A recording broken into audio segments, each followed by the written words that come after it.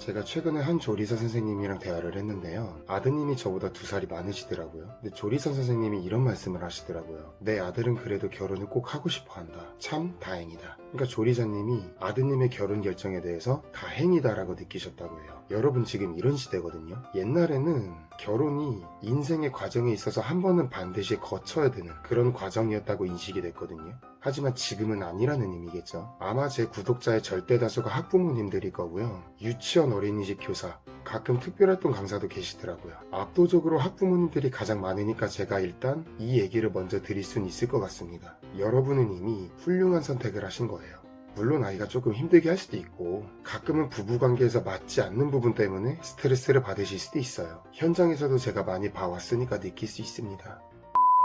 결혼을 하지 않으려는 MZ세대들이 보통 이런 이유를 많이 얘기해요. 집 사기가 어렵다. 내 집 마련이 어렵다는 거죠. 나 하나 먹고 살아가는 것도 어려운데 남의 눈치 보면서 살아가기 싫어. 결혼식도 결국 돈이야. 난 누군가를 책임지기 싫어. 사실 이유의 키워드는 2가지로 나눌 수가 있거든요. 경제성과 개인주의예요. 물론 저는 개인주의라고 쓰고 이기주의라고 읽습니다. 이전 영상에서도 제가 얘기를 했지만 결혼을 안 하려는 사람들의 입에서는 그 이후에 행복이라는 게 사라진 느낌이에요. 행복을 꿈꾸려는 사람들이 사라진 느낌이 굉장히 강합니다. 일단 이것 때문에 제가 절대 비혼은 하지 않을 거라고 다짐한 것이기도 하고요. 그리고 제일 중요한 건데 이걸 감성적으로 호소하면서 공감을 호소하기 때문에 잘못되지 않은 걸로 보일 수도 있습니다. 참고로 저도 MZ세대예요. 하지만 여러분, 저와 같은 MZ세대들이 얼마나 잘못된 생각에 빠져 살고 있는지 보고 있으면 개인적으로 되게 안타깝다는 생각이 많이 들어요. 이건 스스로에게도 욕하는 꼴이에요. 그러니까 이런 겁니다. 아까 제가 앞에서 얘기했던 키워드가 2가지였어요. 경제성과 이기주의. 경제성에는 사실 모순이 조금 있어요. 사실 작년도 하반기에 통계에 나온 건데 검색하시면 되게 쉽게 찾아보실 수 있습니다. 세계에서 사치품을 가장 많이 소비하는 국가 1위가 대한민국이라고 나왔어요. 이 안에는 MZ들에게 유행했던 호캉스라든가 아니면 명품 차, 카푸어, 그리고 경험을 쌓는다고 핑계를 대고 자주 다녀오는 여행도 여기에 포함이 됩니다.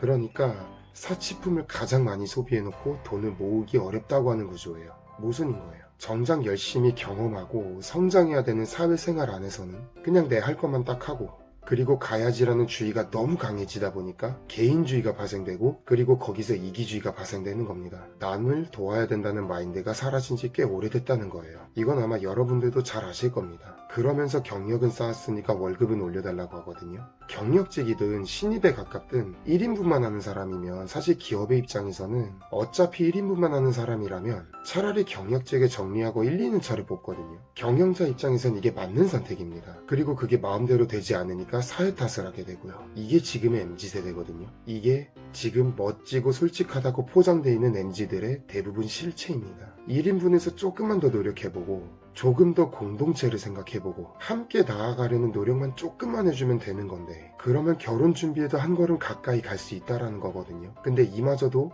못하는 게 아니라 사실 안 하고 있다에 가깝습니다.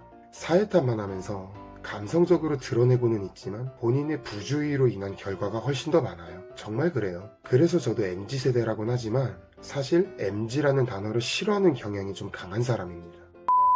제가 뜬금없이 이 소리를 왜 하냐면 결혼을 준비하시는 분들, 그리고 결혼을 이미 하신 분들, 그리고 출산하면서 살아가는 부모님 여러분들 중에서도 완전히 경제성에서 자유로울 수 있는 분은 없을 거예요. 그리고 마찬가지로 공동체를 통해서 살아갈 예정이시고 그리고 이미 공동체를 형성하면서 살아가시는 분도 계실 겁니다. 하지만 그 안에서도 개인적인 바람이나 하고 싶은 게 아예 없는 사람은 이 안에 아무도 안 계실 거예요. 저도 마찬가지입니다. 완성형 조건을 갖췄다고 말할 수 있는 사람은 절대 존재하지 않을 거예요. 그럼에도 불구하고 우리는 모두 공동체라는 걸 선택했습니다. 왜 우리가 공동체라는 단어를 비즈니스적인 것이 아니라 일생을 함께할 동반자로서 선택한 이유가 우리가 뭐냐면 우리는 그래도 인생의 또 다른 희망과 미래를 그릴 수는 있어요. 그런 여력은 확보한 겁니다. 치고받고 아무리 싸우더라도 결국은 영원한 내 편이고 아이가 조금 내 말을 듣지 않더라도 결국은 영원한 내 편이거든요. 뉴스에 극단적인 가족 관련된 뉴스를 가지고 이런 가정도 있지 않느냐라고 물으실 수도 있어요.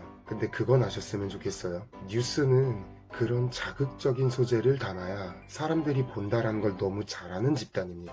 행복한 가정을 보도하면 사람들은 뉴스를 보지 않을 거예요. 언론은 그거를 너무나도 잘 알고 있는 집단입니다.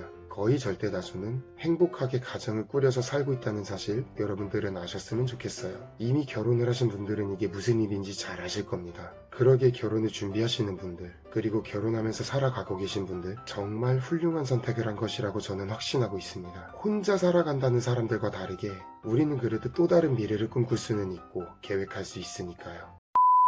저 역시도 행복했으면 좋겠고 이 영상을 보는 모든 사람들이 행복했으면 좋겠어요. 현실이 막막하다고는 하지만 어느 나라에서 어떤 삶을 살든지 간에 막막하지 않은 삶이 어디 있겠나요? 중요한 건 그래도 그거를 이겨내면서 살아가겠다는 의지가 아닐까요? 지금 결혼을 하지 않으려는 사람들에게서는 그런 의지를 찾아보기가 조금 어렵습니다. 부자만 결혼한 게 아니에요. 가난해서 결혼하면 불행해지는 것도 아니고요. 중요한 건 함께 살아가면서 이겨내겠다고 하는 의지예요. 거기에서 오는 가치와 행복을 느낄 때 우리는 한 단계 더 성장할 수 있는 겁니다. 그리고 그 가치를 찾으면서 더 큰 행복을 누릴 자격을 갖추면서 살아가는 거예요. 그게 결혼입니다. 그렇기 때문에 결혼하면서 아이를 낳아가며 살아가시는 분들 개인적으로 정말 존경하고요. 또 감사드린다고 말씀드리고 싶어요. 여러분은 정말 잘 살아가고 계신 겁니다. 확신합니다. 조금 버겁고 조금은 더 힘겹더라도 함께 옆에서 살아가는 사람이 항상 내 편이라는 사실은 시간이 지날수록 그 가치는 더해질 거예요. 결혼 준비하시는 분들 결혼 준비 잘 하시고요. 결혼하면서 출산하고 살아가시는 분들 너무 감사드리고 가정의 앞날에 축복이 있기를 진심으로 바라겠습니다.